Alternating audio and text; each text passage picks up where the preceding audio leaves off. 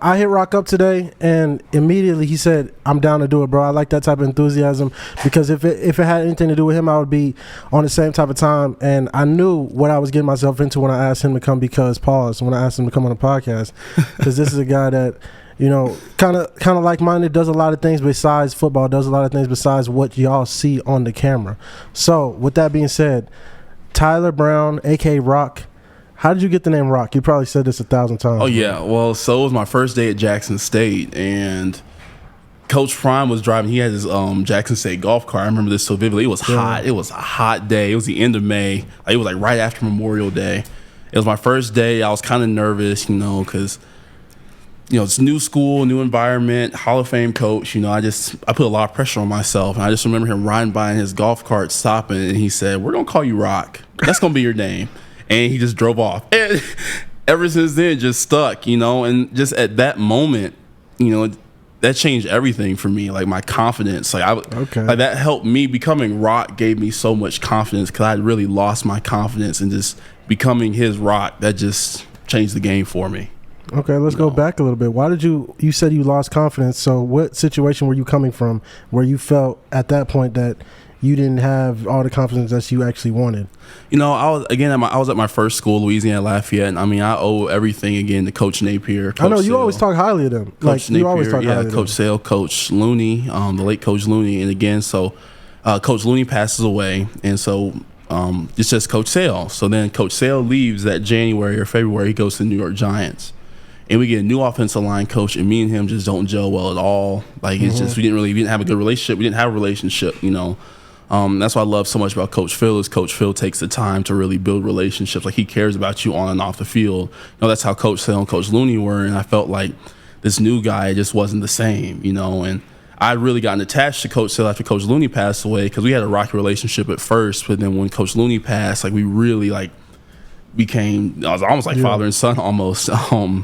And when he left, I remember just crying in the car. I know again, it's like I was 19 years old. So at that time, I didn't really know the coaching world like that, because I didn't really it was just hard for me to, because I'd gotten attached. Yeah. But in the coaching world, it's always on to the next job, on to the next promotion. And I can't fault him for that. He got to coach at the highest level of football. He went to the NFL? Yeah, he was the New York Giants offensive line coach. You did say that. For that season, and then he went to Florida. So just when he left, new guy came in. We didn't gel well. Had to end up having shoulder surgeries, 2 torn labrums, and I was just not in a good space. I just felt like that wasn't the place for me anymore. That made me sad, because I'd put, I think, almost 2-3 years into the place, and it just didn't pan out. But again, I'm thankful for every step on the way of my journey because I wouldn't be here if I hadn't gone to Jackson State, and going there again was the best decision. Like I always tell people, going to Louisiana Lafayette was the best decision I made. Leaving was the best decision. Coming to Jackson State was the best decision. Leaving was the best decision for me. Coming here was the best decision. So every step of the journey, it was meant to be. And I'm very much a big, everything happens for a reason. Everything happens for a reason, and it all worked itself out. So, but I was definitely in a really just bad mental rut. Missing Coach Looney, missing Coach Sale, not gelling with my new O-line coach, going through surgeries, and just having to get back to being myself again. Yeah. And just building that confidence back up. And when Coach Prime called me Rock, that just helped to build me back up. It meant the world to me. And I don't think I've ever told him that it meant so much to me, but it really did because I was at a very, very low point in my life for sure. What was the first point you was like, oh, okay, I'm at JSU now? Honestly, it was the first meeting I remember. And at HBCU. I know, and that was what was so cool. Because my family, most of them graduated from Jackson State. And okay, yeah, so you're a legacy. Yeah, so when I remember it was our first team meeting, and we all had to dress the same. I didn't know at the time that he was such a stickler about dress code. Yeah, what was he wearing? I remember Tony Gray came in. Tony Gray, bro. And shout out Tony. Tony came in. He was wearing a hoodie, and he told Coach Prime, like, Tony, stand up. And that's strike 2. This isn't baseball. Dang, strike 2. Or I think he was like, it's strike 1. This isn't baseball. You don't get 3 strikes. And he made him sit back down again. And I was just like, oh yeah, he does not play. Yeah. You know, and I remember just a little nervous. Not even. I mean, because again, I believe football is football. It doesn't matter what level you come from. If you can play, you can play. And I mean, you know, this Hall of Famer right here. And I just want to, you know, be there to protect his son, because the offensive line the year prior wasn't very good, you know. And when they were recruiting me, they told me, you know, we need you to come in and be a difference maker. So that was just, you know, I was like, I'm very protected by nature. So my goal was to protect Shador and open up bombs for the run game. So it was definitely like I put a lot of pressure on myself, but I feel like pressure builds diamonds. So I like having a lot of things on my plate at one time, you know, or like a lot of thoughts and things. And also it was getting back in shape, getting back to. I remember when I got there, I was like 330 pounds. Is that the heaviest that you been? No, the heaviest I've ever been is like 360. And that was post-surgery, man. Rock got to post some pictures of 360 Rock. Oh, God, Hashtag 360 Rock, bro. Can't find those nowhere except in my phone, in my dark, my eyes only. I hit him. 360 Rock, hashtag 360 Rock. And that was just after surgery. I was in a rut. Wait, you got surgery? Yeah, this was. Oh, you got your body done? No. This is after my shoulder surgery, man. I was freaking. It's just jokes, bro. We joke all the time. I was eating dang crumble cookies almost every day religiously, and couldn't even walk it off. Like I remember. I feel you. I remember it was Christmas time. And they had like the Christmas special. This is. Hey, bro, you went crazy on Uber Eats? Well, did I go crazy? So I got my mom's friend to buy me a box of 4, and then I Uber Eats another box of 4. So I had like 8 crumble cookies in the span of like 2 hours with my mom and left. Because she's a big health freak, but she didn't know. And I remember just getting up with my little shoulder sling, going over there and just having the whole gallon of milk and just munching. Bro. And you just imagine the calories, man. But I could barely finish one now, you know. But yeah, it was rough. But I trained every day, man. Like when I went home in May, I think I only took 1 or 2 off days, maybe. You know, I just because. That's my therapy. You know, I think obviously, you know, talking to somebody about your issues, you need to do that. I feel like the world would be a better place if everybody went to therapy. I'm so glad you said that, bro. I have a question for you. I feel like the world would be a better place if everyone went to therapy. Because, I mean, we all have problems. None of us are perfect. I mean, I know we all like to pretend like we are, but we're not. But, I mean, just lifting weights and exercising, that's just my happy place, man. Like, when I'm out there running... Like I think I'm probably the only big man that, you know, I put my beats on, I can just do my 2 miles like it's nothing, you know. I'll crank out my 200, 300 push-ups, and you know, that's just what helps me just to stay in a good spot. Like I love exercise, you know.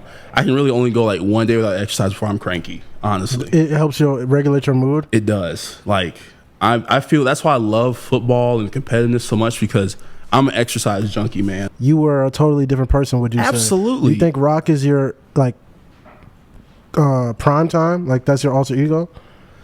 Kind of, yeah. Or do you think that's who you are? Or is just a part of who you are? I think it's just a part of who I am, but I definitely would say it's like there's Tyler and then there's Rock. I feel like, you know. But definitely growing up, man, I remember my grandpa would tell my mom all the time, he would be like, Angela, he's not talking to any of his peers. He just sits by himself all the time. Like, this was also after my parents got divorced. Like, I was just not. There's just a lot going on. It was a lot going on, man. And I was just, you know, you're just a 12, 13-year-old kid, and I was just like, my safe space was comic books and video games. You know, like I didn't really like people or want to talk to anybody or interact. But sports, and I mean, and my shout out to my high school, St. Joseph Catholic High School, Madison, Mississippi. Like my football team, they forced me to get out of my shell because they would talk to me, they would interact with me. Like the guys showed me that they cared about me and liked me, you know, because I was very much, wouldn't say nothing. I was just playing sports just to try to stay in shape and not, you know, be on The Biggest Loser. I was just trying. Hey, that's actually funny, bro. I was just trying to. I forgot about that show. I was just trying bro, to. What happened to that show? You know, because if I had my way, man, I would have just been upstairs in my mom's house just playing the game all day. Nah, I feel you, bro. Playing the game and just reading books, man. But, you know, sports really helped to just mold me into who I am now. And that's why I tell people, like, I feel bad for kids that didn't grow up playing sports, because just the amount of lessons about how being able just to work with people, being able to take coaching. I mean, it's areas that apply to your life. You know, it's not just with football or basketball or baseball or soccer or whatever you play. It comes into life. Like, you have to be able to work with anybody, you know. And some of the coaches I've had over my career, being able to work with them, I was like, oh, I can take anything, you know, because some of these offensive line coaches are the craziest. I don't, bar none, out of any coach, man. Can you give us some of your craziest situations? For you could tie that into what's some of the craziest things, and where do you draw the line between, like, this isn't a good relationship, this is just crazy stuff that O-line coaches do, and then this is just what comes with being, you know, on the O-line? Well, I think I'll start before I get into Coach Phil. So at my first school, we had I remember my I'm not going to give his name, but so my first offensive line coach, he told us, he walked in the meeting room one time and he said, after me and my wife do the you know what my first thought is? It's of you guys. It's of getting your first step in the ground. It's of getting your hands inside. It's of getting your hands inside what? It's getting your hands inside the block. Getting your hands inside the block. Getting your hat across. Getting your hat in the right place. That's what I think about. I think about getting you guys better every single day. I'm not thinking about my wife. I'm thinking about y'all. And we just looked. And I just remember we were just like, this guy's insane. But I mean, again, I feel like to make a good offensive line coach, you have to be a little bit crazy.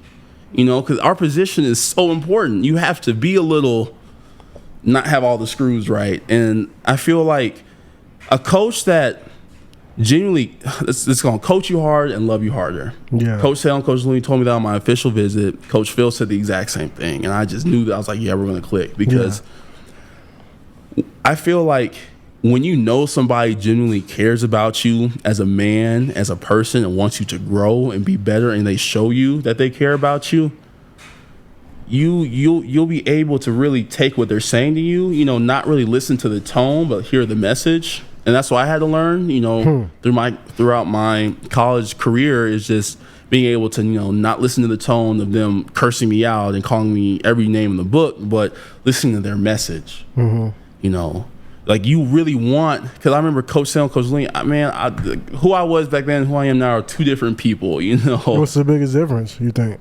I feel like I had to grow up, you know. Like, I had to genuinely realize that if I want to get to where I want to be, I have to be coachable. Yeah. And at that point in my career, I wasn't coachable. You know, I had all the talent in the world. They told me that, but I didn't have the right attitude, you know. I was not dependable. I'd have one good day at practice, and the next day I would just be, Coach Looney would call it Groundhog's Day. He'd go on Mom, but it's like Groundhog's Day. It's like everything we taught him, it just vanished, you know, like a magic trick. So it just disappeared, like on Phineas and Ferb. It did, you know, and just being coachable, man, is knowing that I can't get where I want to be being my own worst enemy. And that's why I was for the longest time. It took me a long time to realize that. Like, you remember what Coach Prime said? I remember it was in team meeting. He said, it was in the spring, you guys can transfer, but what you don't realize is your work ethic and your character follows you. That you can change your setting, but those two things follow you. And when he said that, I was like, oh my gosh, he's right. Because when I went to Jackson State, I had to change, you know, I had to break those old habits of what I was doing, how I was, because I couldn't get to where I wanted to be being the same old person. You know, because those same habits of not being coachable, not being dependable, I didn't want to be that anymore. I wanted to be somebody that was dependable, that was coachable, that you could count on, the yes sir, no sir, not going to give you attitude, you know. I wanted to be that. And with Coach Phil, those conversations, some of them, they're hard, absolutely. But I know he loves us. We all know he loves us. And that's the thing with me is, when I know that you really care, you can say what you want to say. Yeah. Because I know it's coming from a place of love. It's not coming from a place of you're just like a factory machine, you know, like you're just like a robot. You know, if you break, I'm just going to go to the next thing. No, like, he cares about all of us. He wants us all to get better. So, I mean, again, it's also knowing your players. Like, some people, you know, you can yell at them. Some people, you know, you got to talk to them more. And that's just, but I mean, as coaches, I feel like they understand that, though. You know, like, I feel like Coach Prime knows how to push my buttons and get the best out of me, because he knows me. Has there been any times like that with Coach Prime where sure. Wait, let me chill real quick before I just absolutely. I really feel like You know, I remember it was, I think early this spring, there was just some situations, you know, where like I would actually be sick, but he'd be like, "Oh, are you being sensitive? Are you actually sick?"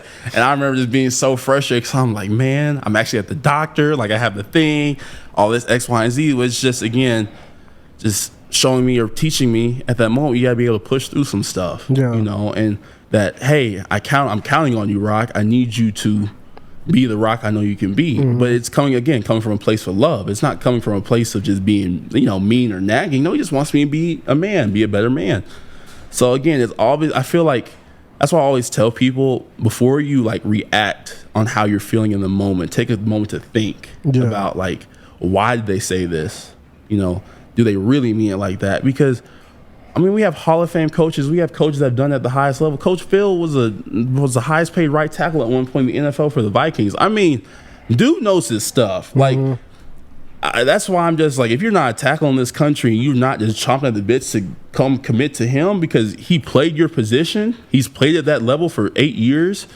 To me, you're crazy. Because why would you not listen to every word NFL player is saying? Like, I mean, I kid you not. I'm very much, I don't like iPad. Like, I'm not really a technical person unless it just comes to my PlayStation. I'm very much like, when it comes to taking notes, I like writing my notes out. Like, I love being able to write it out. Like, I have multiple notebooks, man. That's just how I am. His thoughts? You know, what is it? Or what? Like, I mean, just like with football. Like, I don't take notes on the iPad. I can't. I like writing it down. I did the same thing through college, bro. I never took notes on the computer. I always wrote it down. And that's just, you know, that's how I remember it better. And I just, like, to me, I'm very much a person where I can always improve and be better. I don't think that I've arrived. I feel like when you come to that point as a player, it's time for you to move on because you can always be better. You can always improve, especially offensive line. You're never going to be perfect. Yeah. You know, you're never going to, you're not going to go 100% in the game. It's just not going to happen, you know, but you can do it your best every single day to chase. I remember at the O-line summit that I was just How was that? You were right there with Justin and and Jordan? Justin and Jordan. How was that? It was awesome, man. I have a notebook full of just stuff I was writing down. Like, guys were on their phones or iPads. I'm just sitting there with my pen and paper just jotting stuff down. I remember I think it was Alan Faneке, Hall of Fame offensive lineman. He said, no, I think it was Anthony Munoz on the video. He said that when you're chasing perfection, you'll get to excellence. You'll never get to perfection, but through chasing perfection, you'll get to excellence. Yeah. And that's how I'm trying to be, you know, because I hate making mistakes. You know, I'm very much a person where I like practicing a certain way, I like playing a certain way. And, you know, I care a lot. Like, I obsess over football, quite literally, you know. It's to the point, you know, where I get frustrated at night. I'll have to go walk 2 miles just because I'm so amped up and agitated because I didn't feel like I had a good enough day, or this play's just bugging the crap out of me. But I know, you know, I'm going to get better. And that's just with our position. You have to have that mindset of, I have to be able to grow and take coaching, because you're never going to be perfect at offensive line. It's just not going to happen. The pros make mistakes. The pros give up sacks. You know, if they give up sacks, like, you know, you want to try to limit all those mistakes as much as possible, but you're never going to be perfect. That's just why anytime Coach Phil says something, I'm right there with my pen taking notes. You know, it doesn't matter if it's the 50th time I've heard it. I'm just taking it. You know, that's just how I am. I'm very much I'm a serial note taker. Yeah. So what do you think is one of the biggest takeaways that you learned from being in the same room as some of those guys? And you know what I really did this year was I went and talked to guys that are built like me that are at that next level. So Zion Johnson, Cesar Ruiz, first round draft picks that are like 6'2" and a half. We're about built the same. Seeing how they play the game of football. So I really this year tried to gravitate more towards guys that are similar body type, that are successful at the next level. Simply because, you know, you got to kind of know where you can learn. Like, I think like last year was trying to take all the information I could because it was my first time. I was excited. I was nervous. But this year it was very much I was comfortable. I knew people. People knew me. Like, it was just different, you know. So it was definitely just trying to kind of network and just see the ones I could really learn from. So I remember just with Zion Johnson, I talked to him for 30 minutes. Yeah. Just about how he plays the game. You know, how do you step? How do you set? How do you treat this on this type of block? So certain things like that. And again, just what I learned also the greats, they all think alike. And one thing I loved or really took away was when you make a mistake or in a play, don't hang your head. Don't do the loser clap. Like, stay steady, because the defensive lineman, they'll take advantage of you, or they'll see the thing that they're really getting in your head when you like look down or when you just look frustrated. No, when you make a mistake, be the same person as if you made a good play. Yeah. Certain things like that, or just being consistent, whether it's at practice, working on the same things, taking it day by day, showing up even when you don't want to show up, like just certain things like that. And I mean, the greats, they all had, the similar mindset of, they just piggyback off of each other. And I was just like, man, it's a trend, like, of course, obviously it works because they all have gold jackets. Yeah. I'm going to have a gold jacket one day. No, so most definitely. Why would I not want to listen to somebody with a gold jacket, right? It's because you know where you're going. You hear it a little bit different. You've seen yourself in them. Right. So it hits different like that. Absolutely. I mean, it's just this knowledge. They were just dropping gems, man. I remember Jordan was just like, man, at the end of every day, like, I'm just mentally exhausted. I'm like, good. That's great. I'm glad. Because they were just dropping knowledge. Being around that as someone that wants to get to that level, bro, that'd be making me feel like I got to turn up, bro. Absolutely. Like, I got to get like that, bro. But I love what you said about being able to master your craft. Yeah, you got to do that first before anything. And that's what you were there to, you know. I think, was it Bruce Lee that said, I don't fear the man that has 1,000 different kicks. I fear the man that's mastered the one kick 1,000 times. That does it 1,000 times. That one thing 1,000 times every day. Like that one thing that you're phenomenal at, and you just pour into it. I mean, you just what you can build when you just pour into your craft. That one thing that just God's giving you that you're just phenomenal at, and you just pour into it every single day. The abundance. What do you think is your biggest gift, non-sports related, that God has given you? Honestly, I feel like, man, being able to really empathize and understand people. Like I can tell when somebody's not having a good day, or I can just. Yeah. I'm very good at reading people and being able to like understand like when somebody's having a good day, when somebody's having a bad day. Being able to like understand their emotions and feel their emotions. I feel like that's a great gift, because I feel like a lot of people are very self-centered, and I try not to be. I think just in our society in general, we're very self-centered people. It's about me, when it's really about we. And I think that with me being able to, I think it's my heart. I think it's also is another big gift. I have a really big heart. I just try to take care of the people that have taken care of me, and I just try to just be a nice, kind, genuine person, and just really try to understand people and where they're at, because I get it. Life hits everybody differently. Life can be tough. Life can be challenging. We all go through waves. I bought a T-shirt that says "Happiness comes in waves, and it'll find you again." Yeah. So I know what it's like to be in that deep, deep, dark place. I know what it's like just come back up. And again, I really try to pay attention to the people around me, because I know when somebody's having a good day or a bad day. I know when Khalil's having a good day or a bad day. I know when Justin's going through something, because I try to take the time to understand their body language and how they are as people. Because I love and care about my guys. All right, so. Definitely being able to pick up on that, and I gotta thank my mom for that, for sure. I remember people in high school always used to tell me, Tyler, if you didn't if you didn't talk, we'd think you're just the scariest person ever, because like you don't smile, you don't do nothing. I had to really work on that. Like I try to work. I try to work on being more approachable, because a lot of people have told me that like I look very intimidating when I don't smile in public. I don't think so.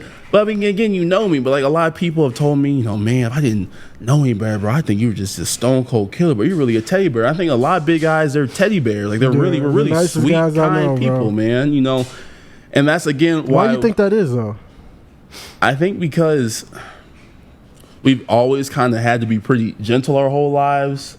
Being bigger people, like I have a baby sister. She's like 5'1". Yeah.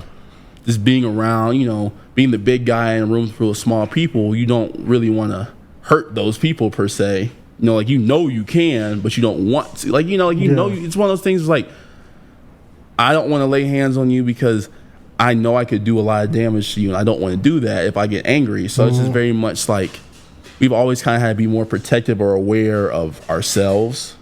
But most of us, again, are teddy bears. And I've been told, man, if I didn't know any better, I thought you were just the meanest person in the world. Just being able to talk to you, man, you're one of the nicest people. I'm like, exactly. And I just think we do that subconsciously a lot, is we always try to stereotype people, or like, again, that's why I get so frustrated when people talk about Shador. I'm like, you guys don't know him. No, they definitely don't. I mean, he's the nicest human being ever. Mm-hmm. Like, you guys just think he's just a spoiled rich kid. No, he's this kid that works his tail off. He's this kid that cares about people. He's the guy that when I couldn't play against TCU, he was the first person off the plane to text and call me and say, hey, I want to come hang out with you that night, man. I remember I cried that entire day.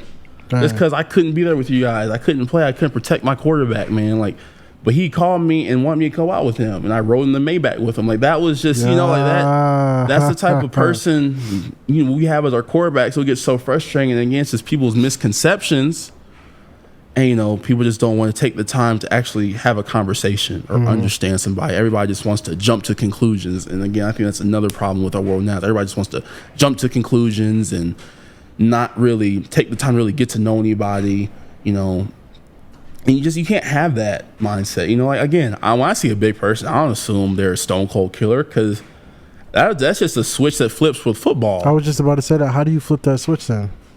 How do you know what I'm saying? That's that alternate, like, you got two, like how Kobe got the Mamba mentality. And that's, I think, where Rock really comes into play, is like, Tyler leaves the door when I step on that football field, man. Like, it's very much this guy in front of me, I'm going to kill you. I mean, it's just how it's going to be. Like, I'm not out there to be your friend. I'm not out there to be your buddy. I'm not out there to give you a hug. I'm out here to absolutely demolish you. And then off the field, I'm the sweetest person ever. Yeah. But it's literally when I get on that field, it's just like something else takes over. Yeah. That's like that Rock mode. I step on the field, it's Rock. Tyler's gone at that moment. And Rock's out there to absolutely annihilate people and protect his quarterback. Do you black out during games? Oh, for sure. You do? Or because how do you? Like, I hear a lot of players say that, but then they remember. It be players that say they remember every play. Like Shador's like that, every single play. Oh no, it's very much like. Or do you black out? Like, what is it? I'll hit myself in the head. Like, I'll scream, I'll howl, I'll yell. Like, I very much become like a different person. Like, you don't remember the game really? No, I do. Absolutely, okay. I do. Like, I remember all the good plays, bad plays. Like, I'm very like a controlled animal. Like, I'm a controlled monster, man. Like, I'm really out there to rip your throat out. Yeah. Like, I'm really out there to kill somebody. Like, I'm really, like, when I'm out there pulling, I'm out Rock is talking that talk, y'all. Like, when I'm out there pulling, I'm out there to knock you on the ground and literally jump on top of you and break your ribs. Like, that's just for real. That's like it's a different. Again, it's when I put those pads on, man, you can't be nice. No cap. Because they're trying to kill you. It's a dog eats dog world. I'm trying to take care of my family. You're trying to take care of your family. We're gonna see you. Hey, let's see what happens. We're gonna see what happens, because I'm not letting my people down. So I feel bad. Okay, right. I feel bad for you. You're just a man on a mission, bro. Just I'm trying a man to feed your family. And again, bro, I'm not somebody that's gonna talk noise. I'm not somebody that's gonna say nothing. I love whenever people talk mess to me during the game, because I just remember and internalize it. I'm just like, I'm gonna kill you this play. Like, I don't know why you said that, because now I'm about to take you for a ride. That's crazy. And you're not gonna like it.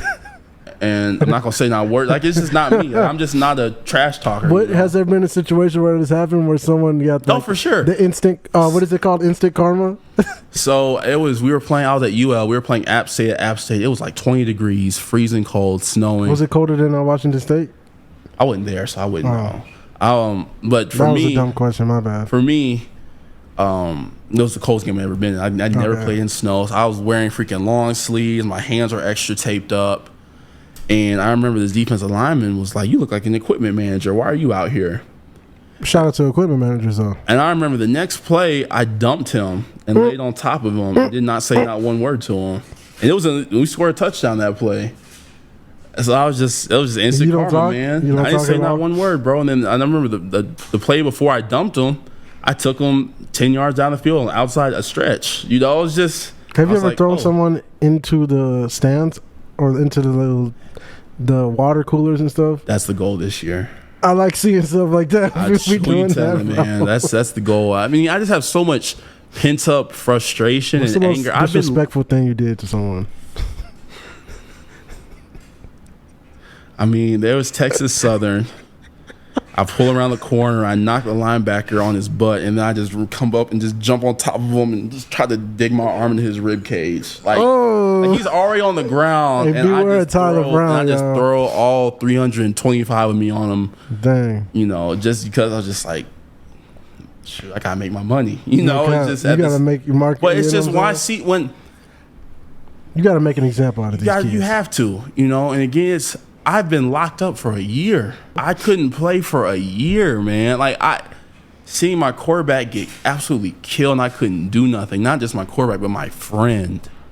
No, that's different. That's different, man. You know, it's different when you genuinely care about that person. That was just hard. So talk about that a little bit. You can take some time. I know a year, you weren't able to play for a whole year, but yet we still saw you. I think there was only about, and this is the funny thing, this is how you know how much Coach Prime rocks with you. Bro, there's meetings where you weren't there. I think maybe 3 max, and Coach was like, Tyler Brown, where is he at? Knowing you can't play, but still expecting you to be there and still upset that you're not there. Also, I always saw you still in workouts. You were still present. That's why it's like this whole time it didn't feel like Rock was gone, because he was still there. But it's like I don't know a lot of people that would have that level of intensity. If I told you you can't do this for a year, but you got to train like you're gonna play like tomorrow.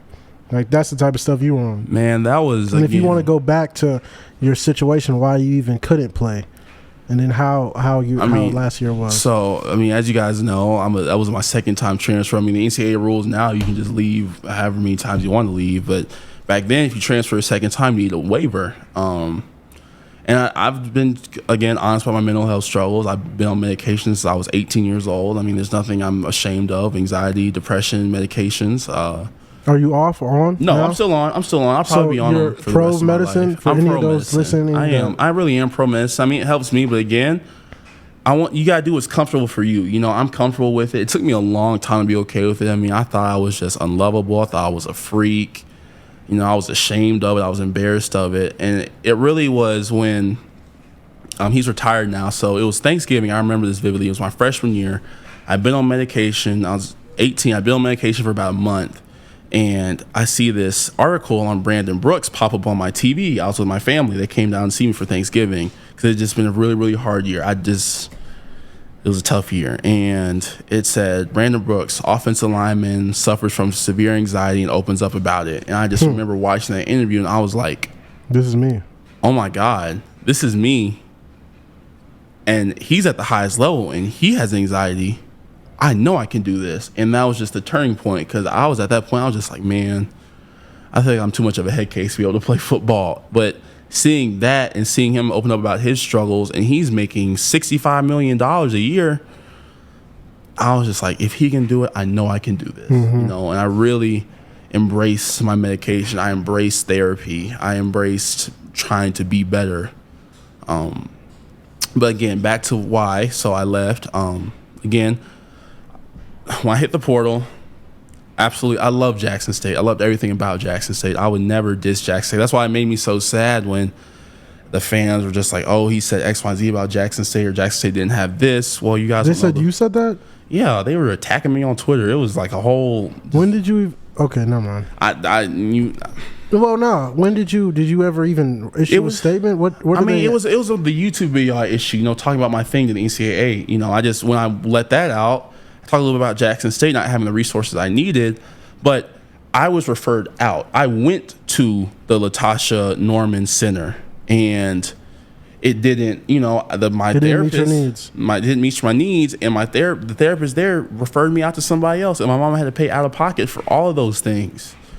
And I just remember one of my old teammates at Jackson State, who I thought was my friend, he was like, football doesn't help mental health, or football is not a cure for mental health. And I'm like, it can be. I'm like, definitely is for some. I'm like, who are you to say that? You know, like, how can you tell me what helps me? Exactly. You know, like, that doesn't make sense. And that really bummed me out because I thought I was my boy, but I mean, it is what it is. Everything happens for a reason. But just, I was like, exercise is my therapy. Like, being able to work towards something it helps me so much. Like, I'm an exercise nut. Like, over this break, I'll maybe take one off day. You know, that's just how I am. I mean, and again, it's so beautiful in Colorado. Like, I love going on little walks and going up the hills and looking at the mountains and just sitting at the top and just, you know, looking at everything.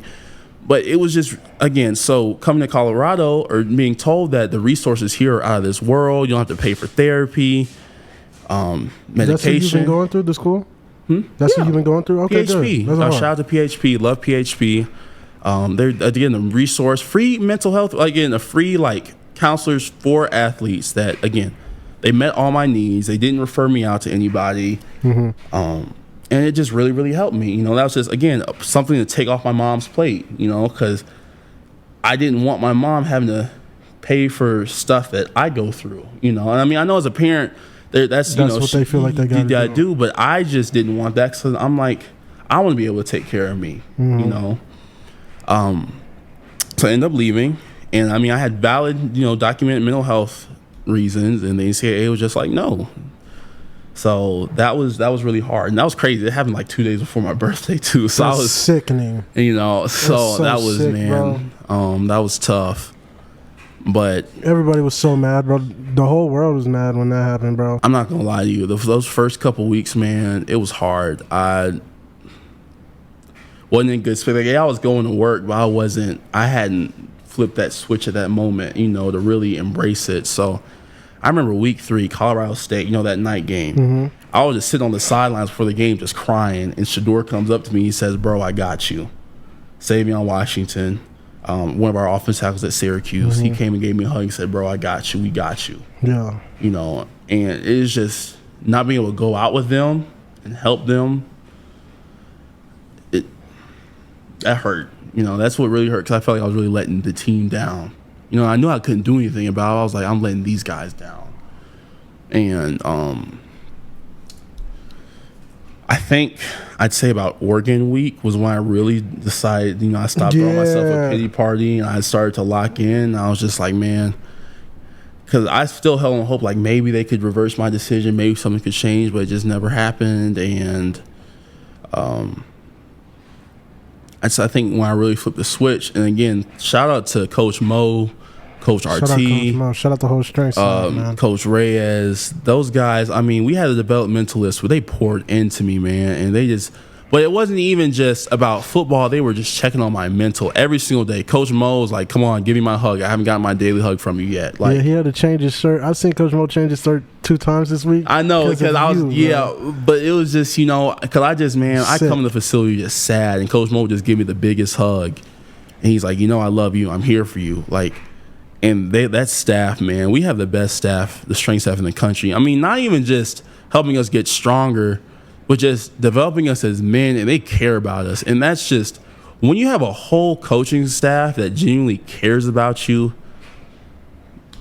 it just works wonders. And those guys pouring into me in that weight room and making sure I was getting bigger, faster, and stronger, and helping me reach my goals. And I just kept, my eye was on the prize for January. You know, January, as soon as the season's over, I'm free. You know, as soon as that last game, January comes, hitting the ground running, not looking back, but just missing everything, having to be there and watch the beatings and just not be able to help, and the frustration I'd feel. And I was just like, all these negative emotions, let me put it towards my work. And that's just what I did, man. Like, I really coped through practice and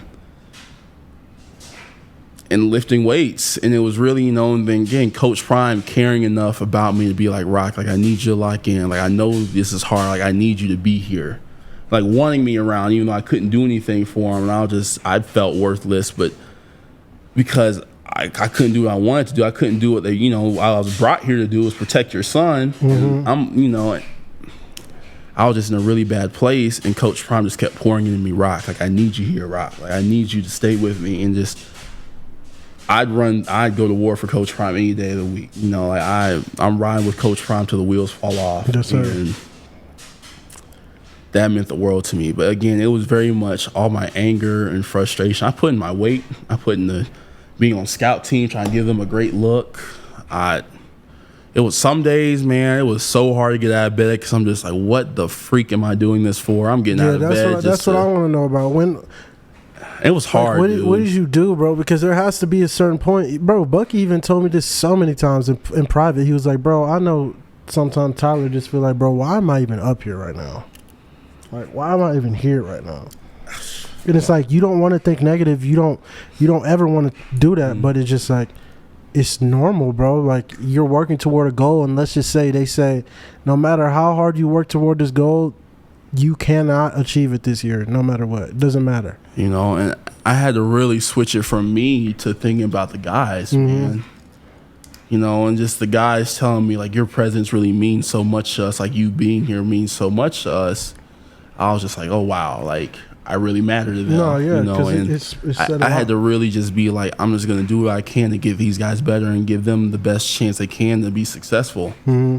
And when I really switched it from thinking about myself to the team, that's when I think I really stopped, you know, feeling bad. And then all my anger and stuff just go towards lifting weights and getting stronger, bigger, faster, stronger. Because I'm coming for everything, man. No, I feel I have to. You got to. But it was really, once I switched from me to we, that's when I could really, it changed for sure. So these are things that obviously you've had to sit and think about. You're able to articulate them now, probably during. Because I mean, I'm sorry to interrupt. No. There'd be some days I hear that alarm go off at like 5:45, and I just sit at the edge of my bed and I'd be like, "What the heck am I doing this for?"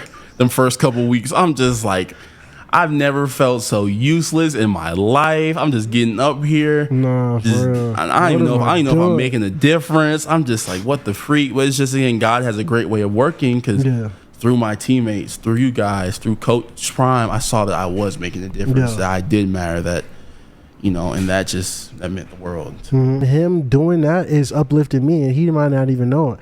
A lot of times you go through something that it might not even be for you, and that's what I wanted to ask you.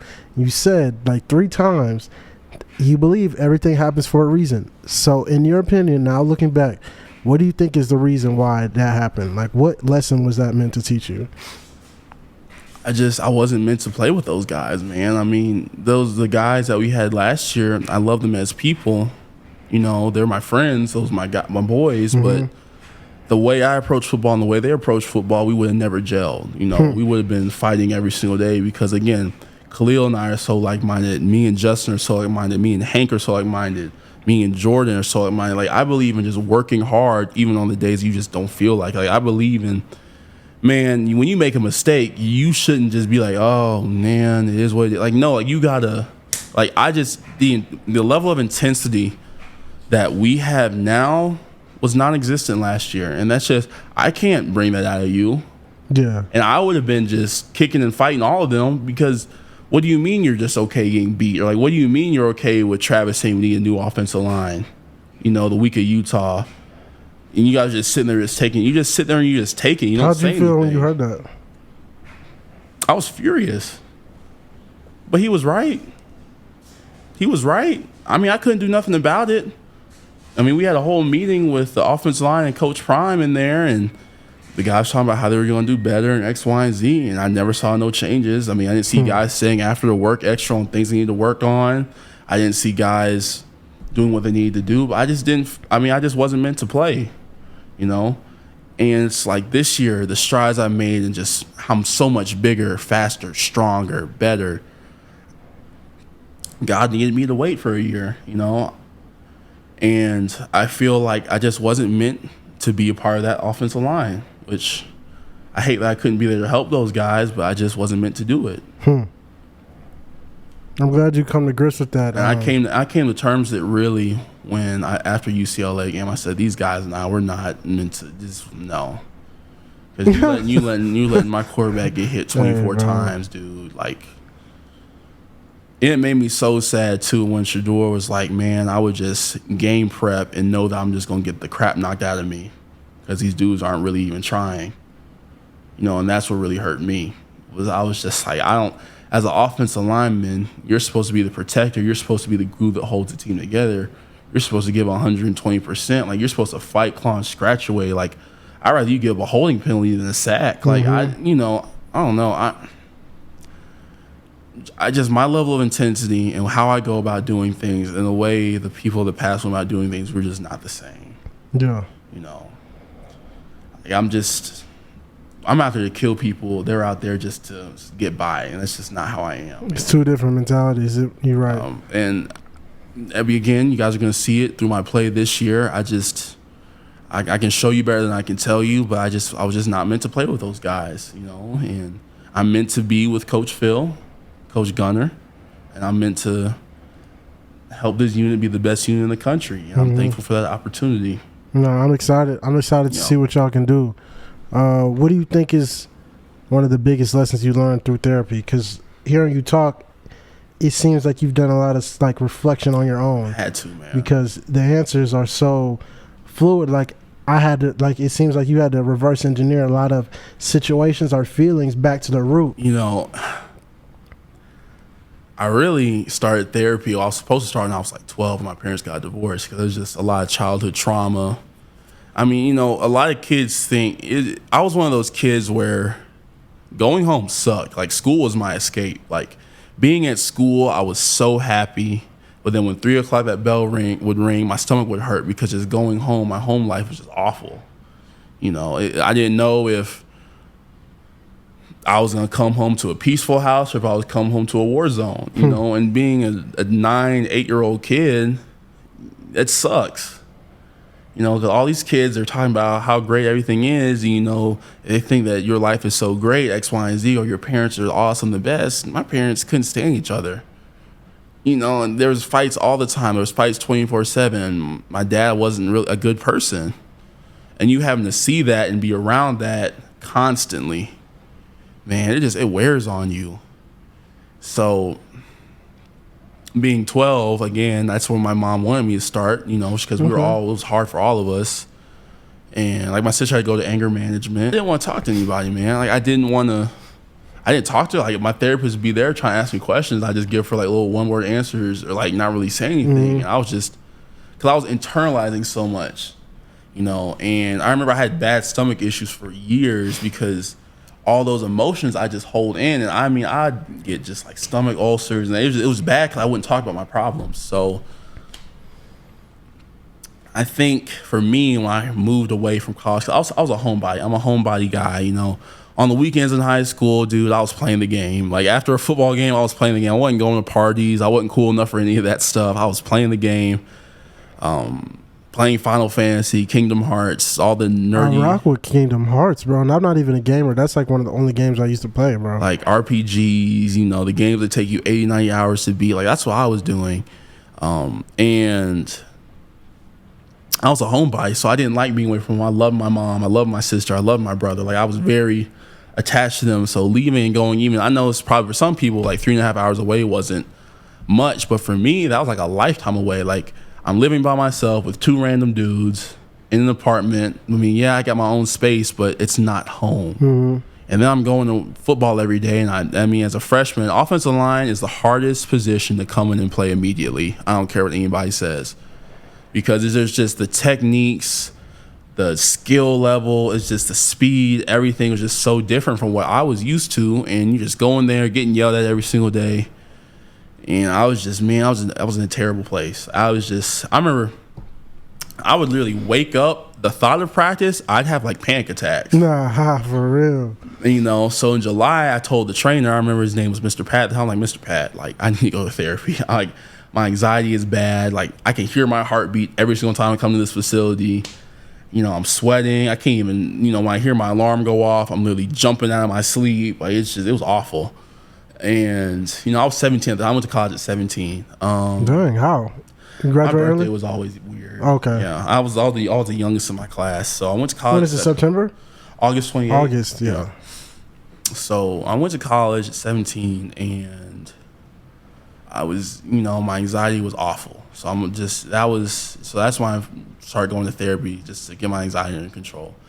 And then I went through just a really, really bad, I was depressed, like it was just like I was reliving my childhood all over again. I used to, as a kid, I would go home and get yelled at over just absolutely everything or nothing, just depending on what mood they were in. And I'm just like, now I'm getting yelled at by two grown men who I barely know 24/7, getting cursed out like a dog, being called every single name in the book. And again, you can call me soft, you can call me whatever, but it was just, I'm just like, dude, like I went through this until I was 12, 13 years old. I'm not trying to go through this again, man. No, I feel you. It was just like I was just reliving my childhood every single day. That's crazy. And I was just in a really, really bad place. So, again, thankfully, I had the right people around me that knew I wasn't in a good place, and they sent me to the doctors. I was diagnosed with depression and generalized anxiety disorder.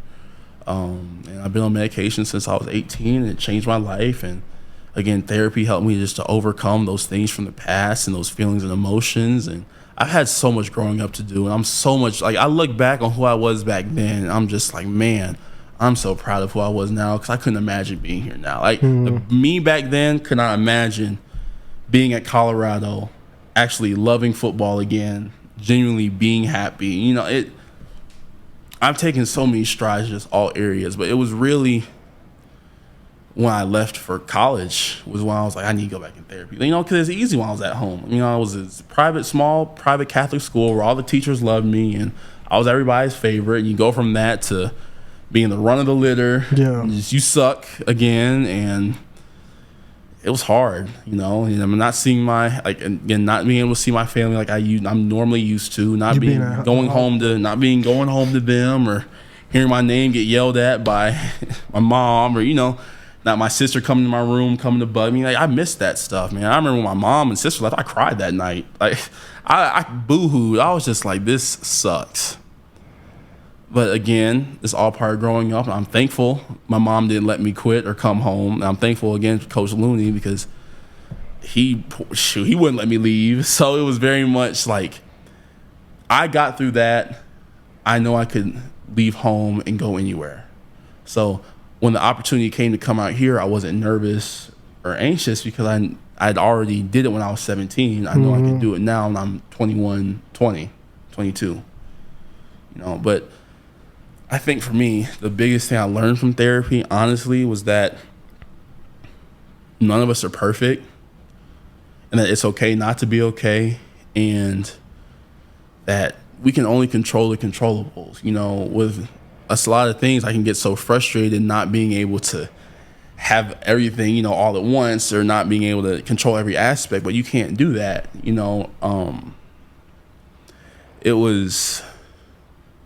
That's just kind of how I am. I just try to control what I can control, and that's just me and myself. I can't control other people's emotions and other people, because that's how I was. I was very much a people pleaser. I was very much a person where it was, oh man, hopefully they'll like me if I do X, Y, and Z, or hopefully they won't yell at me if I do this. And I had to learn that that's just, you live like that, you'll be miserable. And I was miserable, man. But when I learned that I can only control me and be the best me that I can be, and let God handle the rest, or let everything else work itself out, it was life-changing. So I'm very much, I try to control what I can control and let God handle the rest, man. No, that's advice for anybody, bro. I mean, when I'm sad, that's why I work out so much. I don't let myself just sit in a rut or sit in my room. I get up, I get on the treadmill, I go for a walk, I listen to music, I go to the store, I do dishes. Just you gotta get yourself up and moving. I think that's my biggest piece of advice. I know a lot of people are like, man, I don't have the energy to do anything. You just gotta find, you gotta work against that negative voice to get out of bed. Go for a walk, do your dishes, read a book, go exercise. I'm telling you, exercising, falling in love with exercise changed my life for the better. When I realized that releasing these endorphins and all these things just helped me just to calm down and feel good, it's like it's an addictive drug, man. Just exercising, and I love it. And For my people with anxiety, I would definitely just recommend, I do the box breathing technique. So you close your eyes and you inhale for about 5 seconds. You hold your breath for 5 seconds and you exhale, and you do that on repeat 4 times or until you calm down. Navy SEALs do it in their training. I read that in the book. Yeah. Yeah. So you're saying, we were just talking about the different things that that different techniques and things you've learned from therapy that could be applied to anyone's life. You said a lot of times, even before practice, you'll pray. Is that one of your things that you do to calm yourself down? No, like I legitimately, like I'm Catholic, so I mean I believe in the power of the Holy Spirit. So before our first team period, man, before I step on the field, I say a prayer. Right before team, I say a prayer. Never know what's gonna happen. Like, I mean, just to decrease my anxiety levels, and just again, because it's not even anxiety of, oh, I suck. No, it's like I just want to be great. And I just get myself so worked up. I just gotta be able to remind myself to calm down and just do what comes natural and not overthink things. Because, as in our position, we have a tendency to overthink, and you just can't do that. You just have to go out there and do what's natural, do what you're coached to do. Remember, you have your toolbox. So I remember at the summit, coach, it was Steve Hutchinson. He's a Hall of Famer, offensive lineman. And he said he had a game where he gave it like 3 sacks in the first half, and he was down in the dumps on the sideline. And his offensive line coach came up to him and he said, rebuild your house. And what he meant by that was, you have all the tools to be successful. You're just not doing any of them. Like you know everything. Just rebuild your house, recenter yourself. He went out there in the second half, didn't give up a sack or a pressure or anything. So I think that's just another thing I try to do, is just remember what's in my house, what's in my toolbox, what I'm really great at, and just to continually strive to get better at those things. I like that. So those are some of the things, even bro. And then sorry, there was a quote. It was like, when you live in the past leads to sadness and depression. To live in the future leads to anxiety. Therefore, the best time to live is in the present. Because I'm like, whenever I'm anxious, it's always about future events or events that haven't taken place. Whenever I'm sad, I'm always thinking about mistakes or past mistakes, or things that went wrong in the past. And I'm just like, I can't control either one of those things, but what I can control is right now, in this moment. And man, I was just like, let me just do so I always just try to do my best, just live in the present moment. What have you been doing presently as far besides football, like your other areas of interest? Like what were you in school for? Because you already graduated, correct? Yeah. So I graduated with my undergrad in speech and hearing sciences, so I'd have to go and get my master's. It's a 2 years program, so that's why I'm kind of putting. Is that what you want to do though? Like, speech what pathology. Do you really want to do? You know what I'm saying? Because you got your degree, but if you could do anything without having to get a degree or certifications and things, what would you do, bro? Oh, I'd want to voice act and write books. Ooh, okay. Nah, that would be like hard. I really want to voice act, and I was telling my girlfriend this yesterday. I want to voice act in video games. I never heard someone say that. Actually, no. I went to a school with like all of communications guys, a lot of like geeks and things like that. So I have heard people say that, but I like when I hear people talk about paths like that, because when I think of that, I think of fun, bro. Like, your legacy is gonna be fun. Like, bro, we worked on this project this year. Like, when you get to look back, you'll have a lot of fun, and not just make a lot of money. I think with me, I really like. Yes, I'd love to be a speech pathologist. That would be phenomenal. Being able to, because I love helping people, and that's a field, where you're helping people in need, and that'd be rewarding and feel fulfilling every single day. But I've always wanted to write books. I've always wanted to voice act. Ever since I was a kid, I was like, man, like I love the way this person sounds. I know I can do this. Yeah, like that's just stuff like that I've always wanted to do, man. Like, that'd be a dream come true if somebody was just like, hey, we want you to voice this person. Like, I would just. That'd be hard, bro. Geek, hey, man. If anybody's casting, please look at this guy right here, Tyler Brown. My bad. I'm gonna get that out. Tyler Brown, The Rock. Because we got to make his dream come true, bro. So that would be just, man, that'd be a dream come true. So what else? What else do we not know about Rock, bro? You're in a relationship right now. What's some of the biggest lessons you've learned, or what's some good advice you have for people going into relationships, coming out of them, and things like that? Oh my goodness! You gotta see this. You're a good boyfriend. You gotta see me cheesing right now. And again, shout out to my beautiful girlfriend Marin. I actually asked her to be my girlfriend in Vail. So it was on the 4th of July. So do you still believe in, doing something to solidify it? Like, will you be my girlfriend? Like, yeah, I do. Do you have to write? Do you have to write that down somewhere? Is it in the text? Is it the voice note? Is it in person? Like, what qualifies as the question? To me, I feel like I've always been somebody that likes to do that type of stuff. Like, I've always loved love, and we live in a generation that absolutely hates love, that wants to use love. Like, that social media is, that's the gold standard in X, Y, and Z, when those people are actually miserable, and we live in this. I feel like, I tell my girlfriend this all the time. We try so hard to be cool, and I hate that, because I remember before my girlfriend, I was just not who I was, because I thought, oh man, if I show that I actually care about this person, it's like, oh, it's not gonna work out, But I think my biggest piece of advice, honestly, is that the right person, it's easy. With the right person, it's easy. I mean, not trying to jinx it, but my girlfriend and I, we have not had not one argument, and I've known her since May 12th. But normally, which is so crazy to me, because within the first week of talking to somebody, I'm bickering on the phone or doing the little angry text thing, and I was just like, this is kind of freaky. Yeah. To actually be understood, because I feel like a lot of times I've constantly been misunderstood. Like, it's hard being an understanding person in a world that's always judging. 'Cause I'm very much not trying to judge anybody. I accept you for who you are.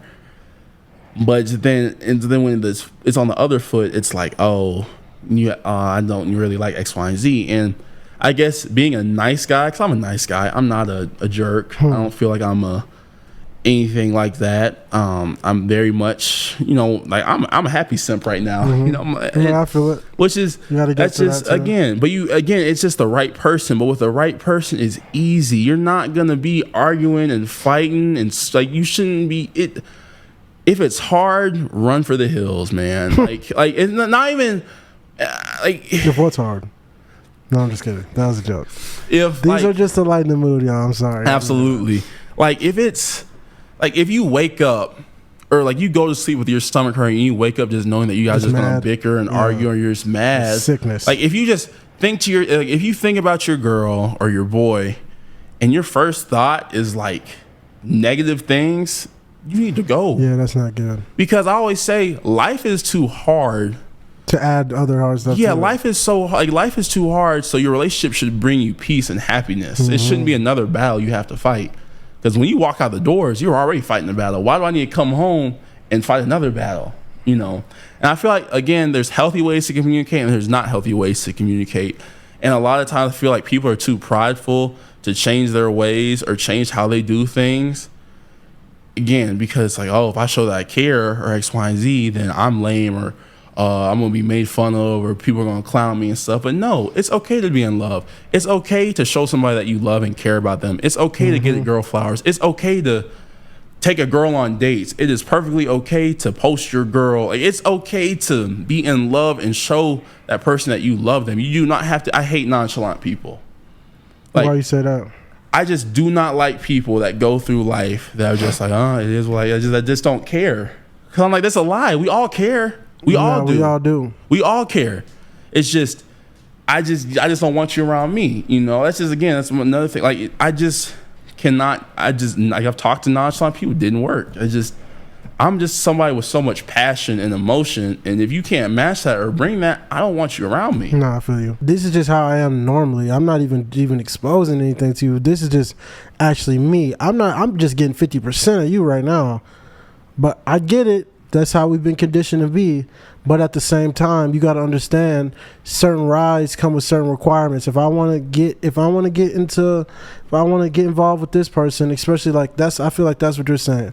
If someone wants to get involved with you, which they can't because you're in a relationship, but it would take for them to show their true selves. Yes. Because anything other than that, it's not really acceptable. It's not really going to work for me. I get it.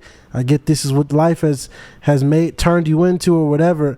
But at this stage, it's not going to work. I'm not the one for you, because I'm still going through all this other shit too and still showing up in the same way. I've been in a relationship. Absolutely. And that was a point of discussion at one point in time, which is how you show up for someone, because there can be someone that shows up the same way every single day despite what they're going through, and other people show up differently depending on what they're going through. Yeah. And it's just like, if you're the person that decides to show up the same way, like Coach Prime says, leave home at home, don't bring home to the work, and don't bring work home. If you're the person that decides to show up the same way, and you're involved with someone that shows up depending on what they're going through in whichever way, it may end up being a problem. And Absolutely. It's like, it's hard because you want to be there for them, you want to accept them for who they are, but it's just like, if you're in a relationship with someone and y'all are both having a bad day,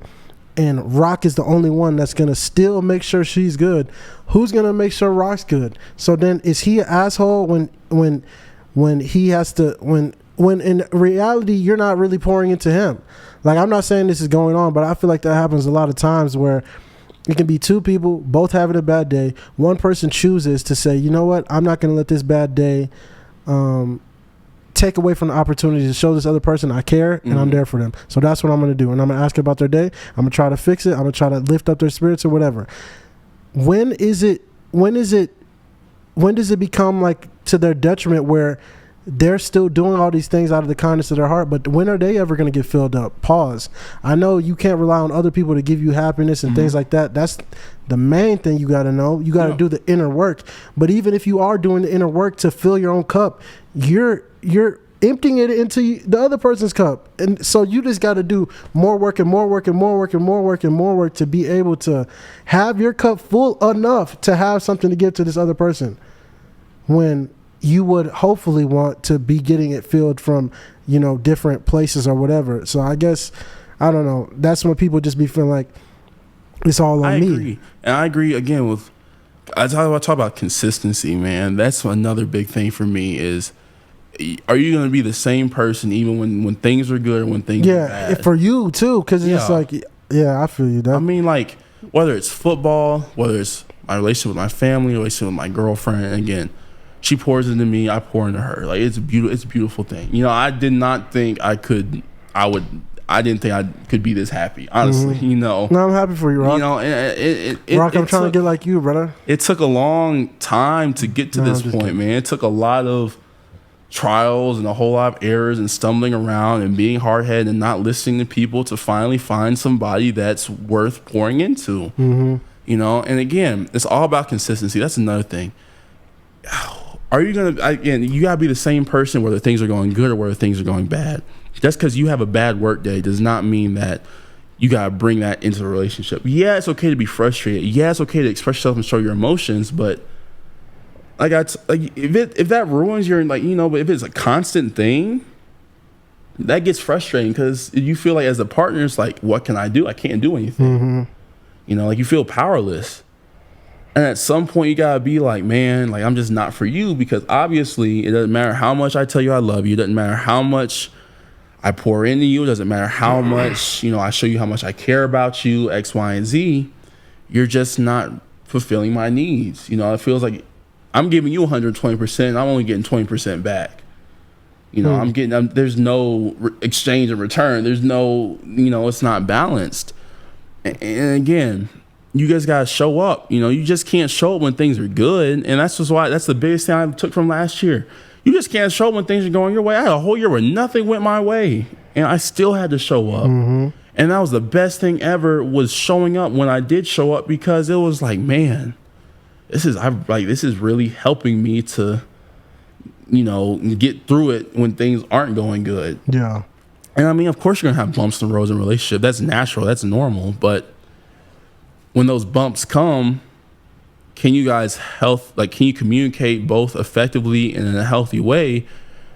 Or is it just going to be bickering and arguing, and she's going to throw stuff at you about yourself that you told her? And that's also another thing too. Men and women, ladies and gentlemen, if your partner tells you something about themselves, whether it's an insecurity or whether it's something that they've gone through, don't throw it in their face when you're mad at them. Don't throw it in their face, because That's like, I think that's childish, bro. I think that's childish. I think that's just evil, man. You know, I would never throw something in my girlfriend's face that she told me in confidence just to get back. That at has her. Nothing to do with what we're talking about. No, at all. You know, and I just again, if somebody's doing that to you, run away, run away. I mean, you know, pack your stuff and go, because they don't love you for real. Because somebody that loves you, they're not gonna sit in your face and throw every negative thing that you've told them, or everything that you trauma-inducing that you've told them about yourself at you. Mm-hmm. You know, that's just no. So I feel like we live in a generation again where people want to be toxic, and people want to be childish, and people want to just do the most or do the least amount, you know, and think that that's cool. And that's just not me. You know, again, I'm going to give 120% in every aspect of my life. Football, family, relationship. It doesn't matter. I'm going to give 120% because you're not going to get this day back. You won't. You won't. And I want to go to sleep at night knowing I was the best Tyler Brown / Rock I could be. I don't want to go to sleep knowing, man, I left some food on the table. Man, I left a line to play there at practice. Man, I wasn't the best boyfriend today. Man, I was not a good son today. I just don't like feeling like that. Mm-hmm. You know, I feel like it's okay to care. It is perfectly okay to care, and the right person will make you feel all the right emotions. You won't feel insecure. You won't feel like you're not enough or not good enough, or you won't feel like you can't be yourself, because the right person will bring out the best in you, not the worst in you. Mm-hmm. You just have to be with the right person. Because, I mean, I told my girlfriend, I said, when August comes around, like, of course I'm going to be thinking about you. Like, of course, you know, I'm going to be pouring into you as much as I can, taking care of you as much as I can, taking you on dates as much as I can, but football comes first. You know, like summertime, I had free time. I had free time to really, you know, we had free time to go on dates and go on a little trip and stuff like that. But, you know, August hits, man. Like, I'm obsessed with my work. You know, I'm very much, why do a lot of football? A lot of football players be breaking up with their girlfriends before football season? Is that true? I don't know. I know of a few on this team. I'm very much. I feel like when it comes to that, I think that they're trying to. Said, "Yeah, I gotta focus on football." Yeah, they're trying to. They're just trying to have fun. But I feel like bro, don't say that, bro. They're trying to lock in for the season. Okay, bro. Okay. Bro, they're trying to lock in. Don't be the same dude you see the clothes on Saturday living their best life. What's wrong with him? He's trying to lock in, Rock. You can't say that, bro. You don't know his intentions, bro. I mean, bro, he's trying to dedicate himself to football, bro. See, you're laughing. That's how you know it's not true. Nah, I'm just saying. It sounds funny though. I mean, you know, some of them could be. A lot of it's very much, you know, you just, I don't know, man. Are you gonna do that? No. Okay, good. I'm good. That's not me. I'm good. I'm very good at balancing. Okay. And that's another thing therapy taught me, is how to be able to balance your personal life, football life, and again, like Coach Prime said, not bring your work home, not bring home to work. But I'm very good at balancing. I feel like I'm a much better person in a relationship. I'm much happier in a relationship. Not saying, you know, my happiness is dictated on a relationship. No, but I feel like I feel like myself again. You know, like I forgot how much I loved love. Mm-hmm. I loved expressing love and doing stuff for one person. I mean, Lord, you get tired of sending 10 good morning text messages. You know, like that. Yeah. That was just not the life for me, you know. And dang, Rock. It was 10 good morning text messages. It was just not golly, boy. It was just not, you know. Trying to get like Rock. Nope. I'm not trying to be like that. I'm happily locked down. Happily locked away. I'm not trying to be like Rock. I'm trying to be like Rock with one person. You feel me? Yeah. Not the 10 good morning text messages. That's the type of stuff he used to do. I don't do that type of stuff. You know, I should have came to you for my relationship advice. I had to. Again, rock the dock. I learned and had to grow up and realize. But again, it's all a part of just learning yourself, learning what you like, what you don't like, and characteristics and people that just things that you're just like you have to have non-negotiables too. Like what are some of yours? If you can't communicate effectively, the biggest one too, I'm a quality time person. And I feel like as a college football player, we have such limited time when the season starts or when we're working on doing stuff. If me as a college athlete can find time for you and you can't make time for me tripping. And you're just a regular person, Facts. You're done. Simply because I believe people make time for what's important to them. People are never too busy. If it's important to you, you'll find a way. If not, you'll find an excuse. People make time for what they want to make time for. You can be a fool if you want to. And I had to learn that the hard way. I'm sending you this clip too.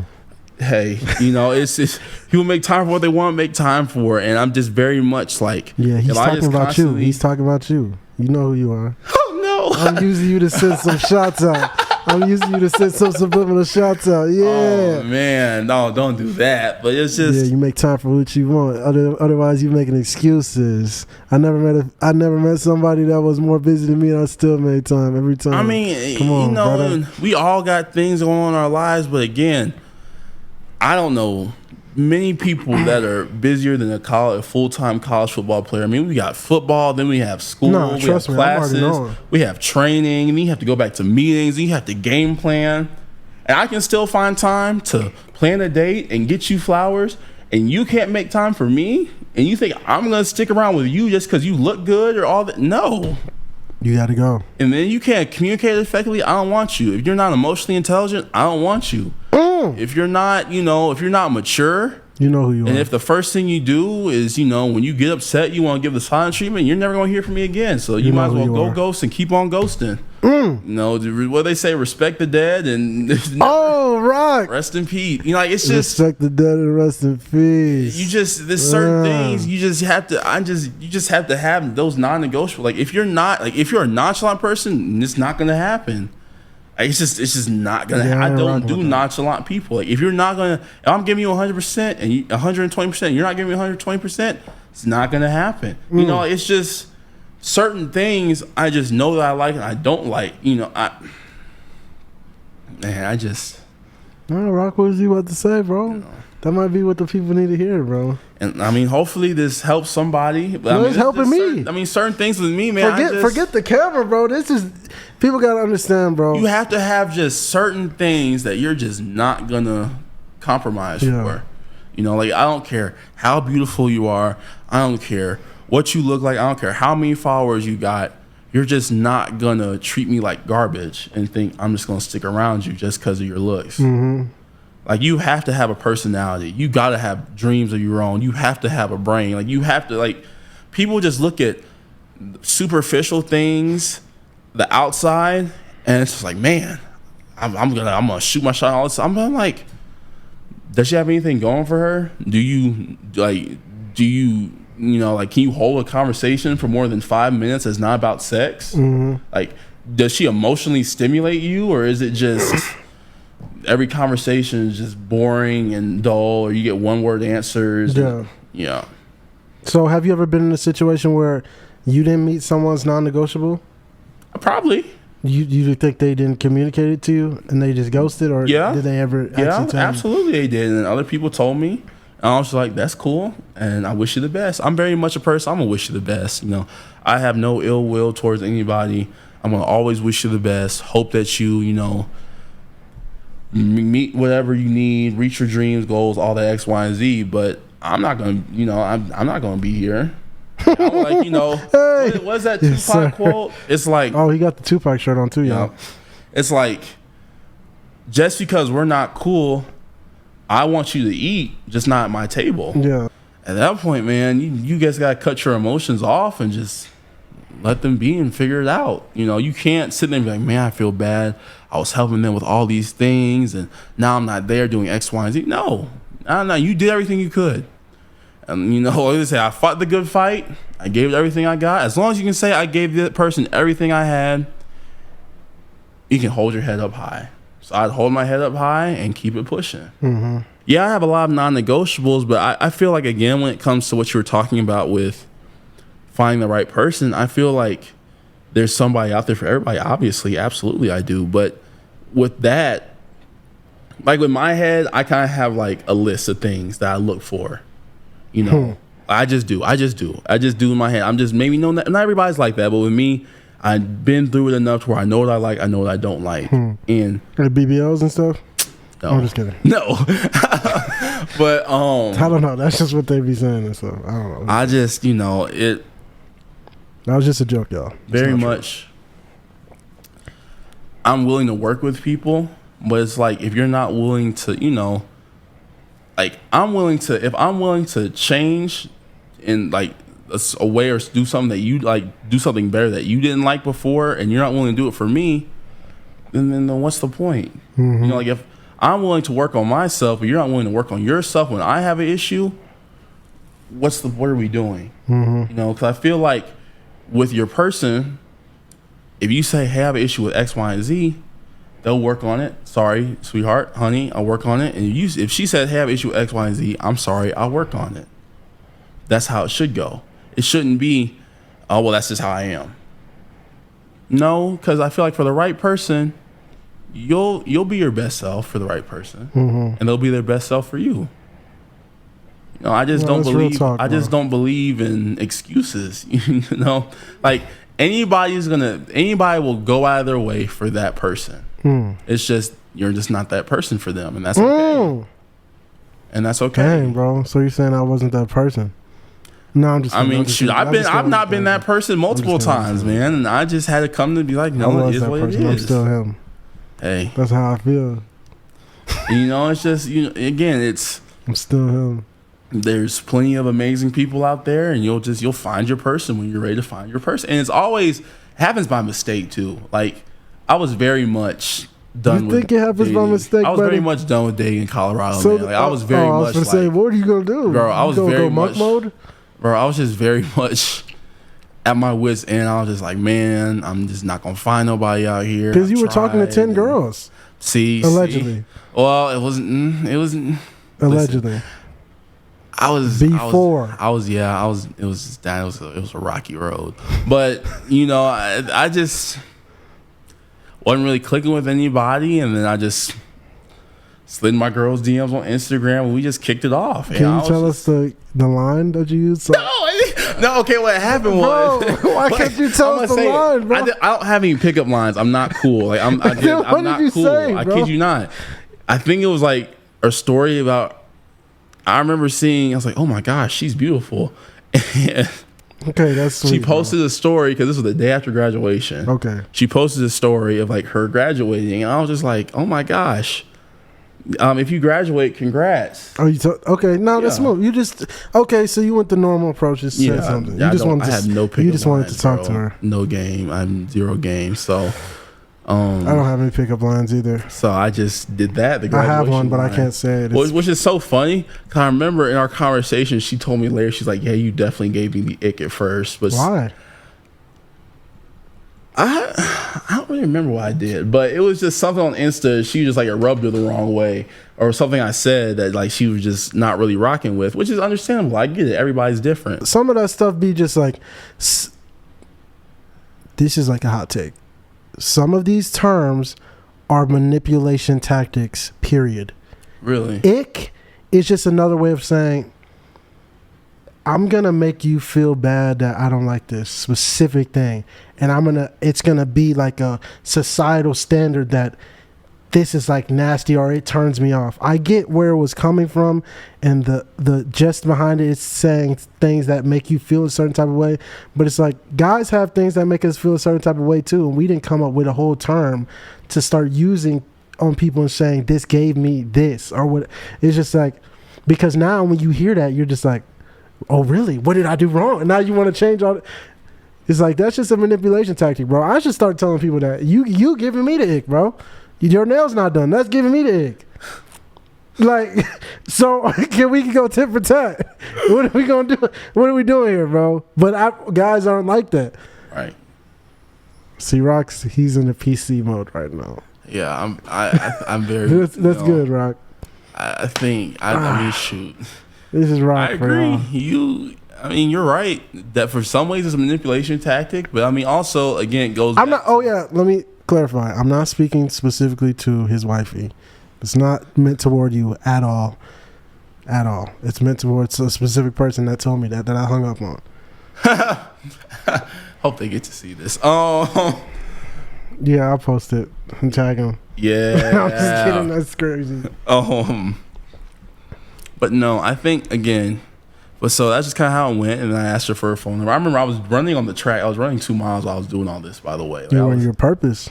Yeah, I was That's running. what they say. You find them when you're in purpose.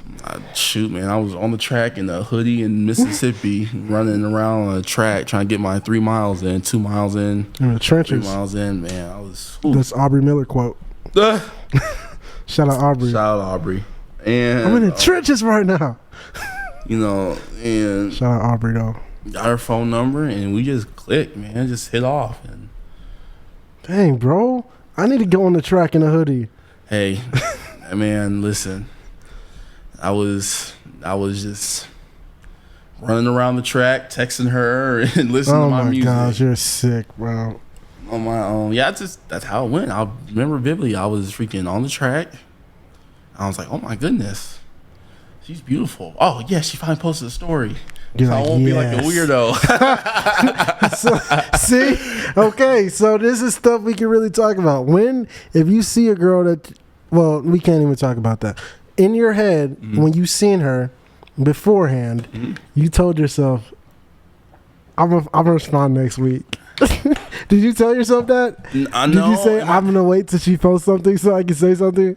Honestly, man, I just was like... Did you follow her or not follow? No, we've been following each other for almost a year. Did she not use the quote? They love to do this. So what took you so long? Or why you just now? Yes, of course, of course. I got hit with that, and I was just like, I'm not gonna lie to you. I wish I said my mind goes 100 different directions in one day. Like, bro, I don't be knowing. I just go to the beat of my own drum. And for real. I was just going through my following. I was like, who is this? I've been following her for how long? And lo and behold, you found the love of your life, bro. Well, hopefully, that's.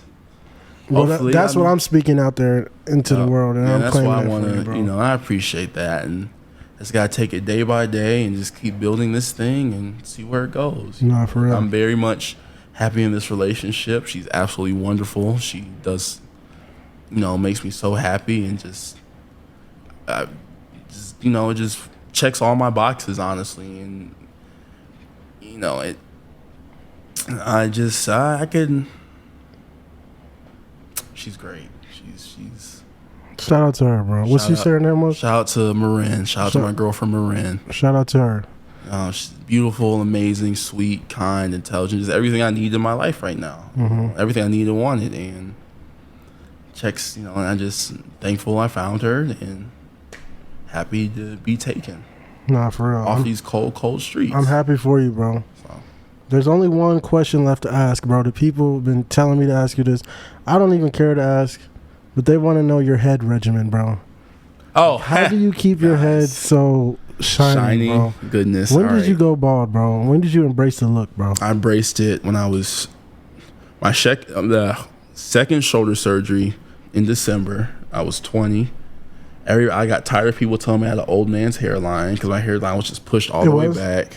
I never got to see you with hair, bro. I know. Then hopefully you never will. And try to find those pictures, y'all. Oh God. And find 360 Rock. Oh God. And that's crazy. And so I'm trying to think. I just went to the barber shop right with the day before surgery, and I was just like, you told them to give you the Coach Prime? Yeah, I was just like, cut off all my hair. And they're like, are you serious? Like, shave it all off, man. So that was a barber did it first, and then before I got comfortable, my grandparents were actually helping me because I couldn't. I'm in my arms in a sling. I couldn't really do it myself. They did it. But yeah, shout out to my grandparents, best Nana and Papa, Winston, Sally, Michael, the goats. And so, what I do is I have razors because I have really sensitive skin, and it's the green razor.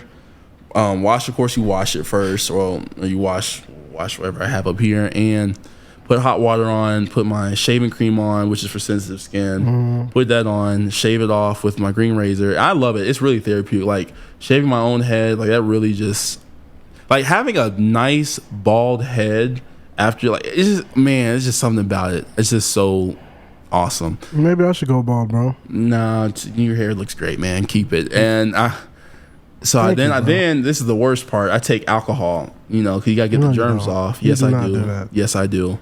Send us a video of you slapping alcohol. I will send you a video. Are you numb to it? Oh, it still stings. It hurts. But I take that. I put it on. I rub it. It hurts. I do a little dance. Bro, that's sick. Ow, ow, ow, ow, ow. This hurts. This sucks. It sucks. What actual words are you saying?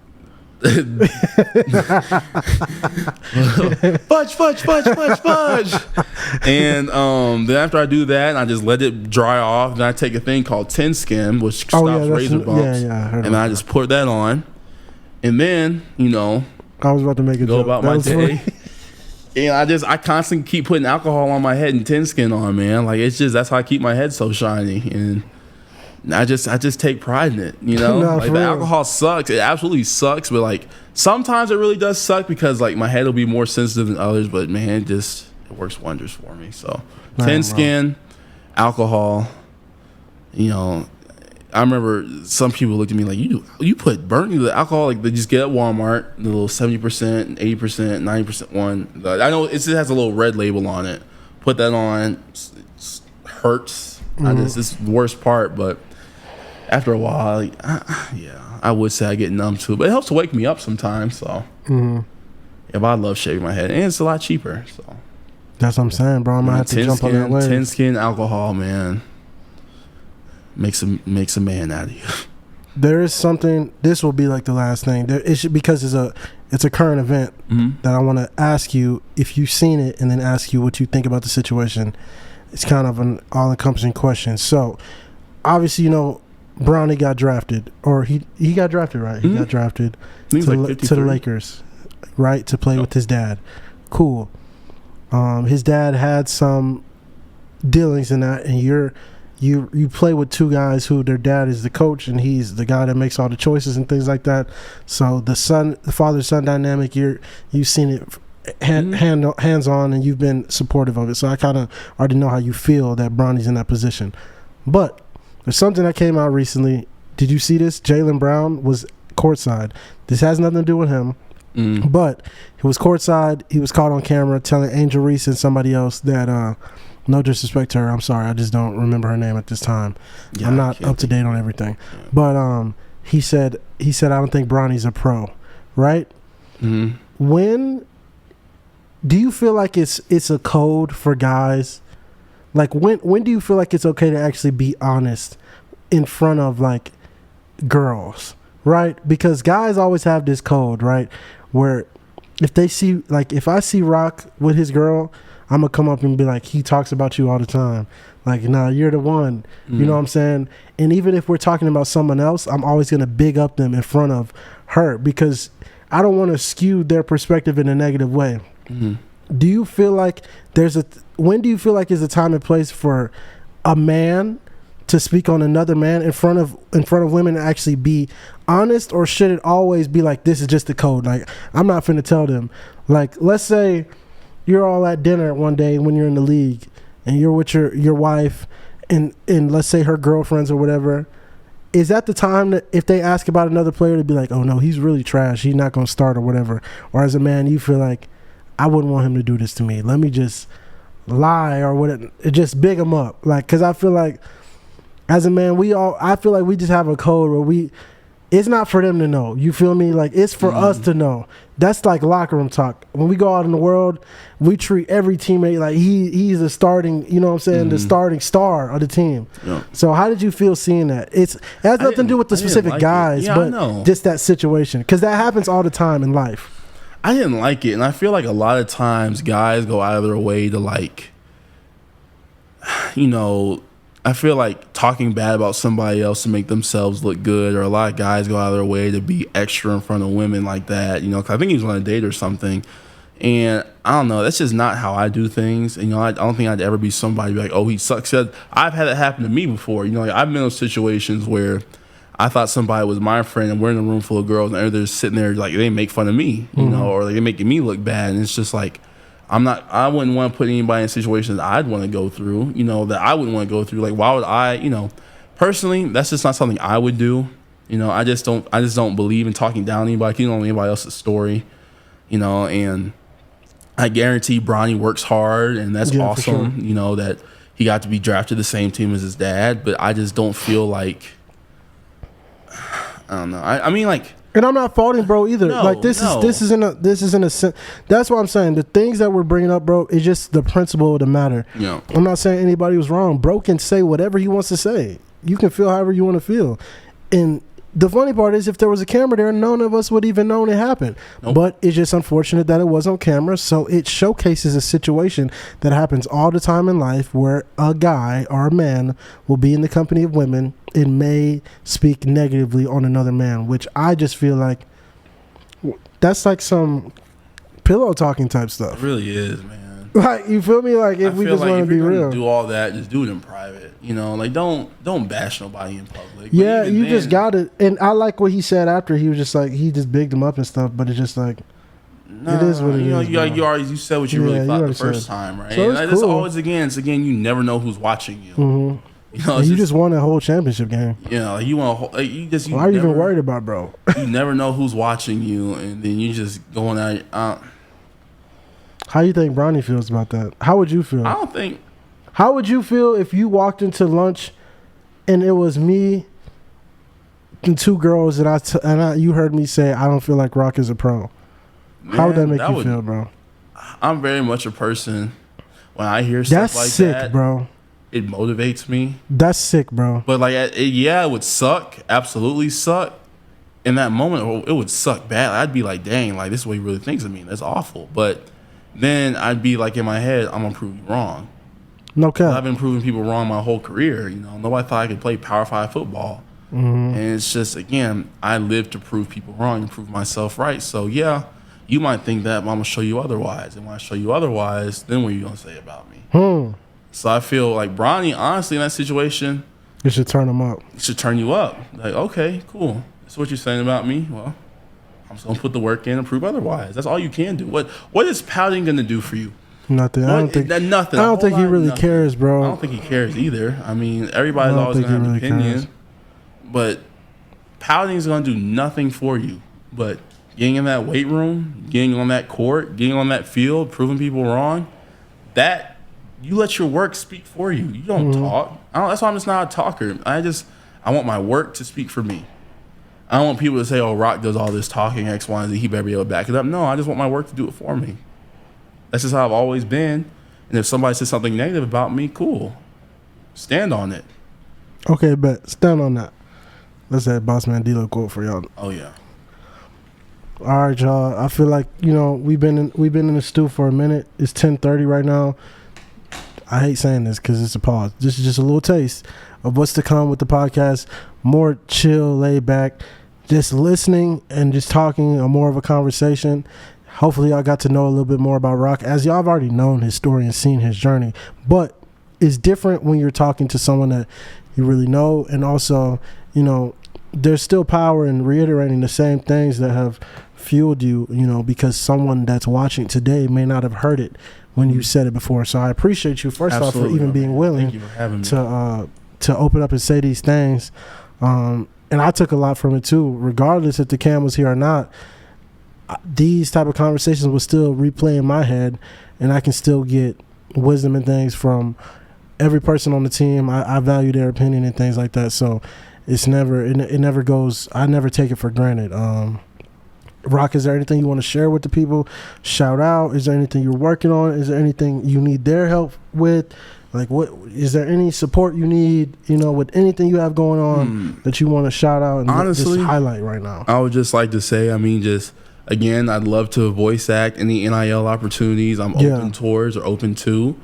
Again, thank you guys so much for your support. I appreciate you all so very much, and I can't wait to put on the show for everybody. Shout out to my family. Shout out to my wonderful mom. Happy belated birthday to my older brother, Ashton. He just turned 27 yesterday, and he's awesome. The best big brother I could ever ask for, and just so, I'm just so blessed and so thankful to be surrounded by amazing people like Darius, Bucky, Coach Prime, Shador, my wonderful girlfriend, my mom. I've been so blessed. What about your sister? Because she watching this. And my sister too, my baby sister. Hey, I was getting to my sister. I was getting there. I got all sisters. Hey, my baby sister runs my socials. So she does a phenomenal job for me every single day. Shout out Alexia, the real MVP, the real rock on social media. And again, just thank you guys so much for your support and appreciate you all. Yes, sir. As always, leave Rock socials will be in the description and in the comments, but leave topics and different things like that in the comments. I might read them, I might not. I probably have someone else read them and then just give me something that's of substance, because it be getting real in the comments. Shout out to y'all, man. We out.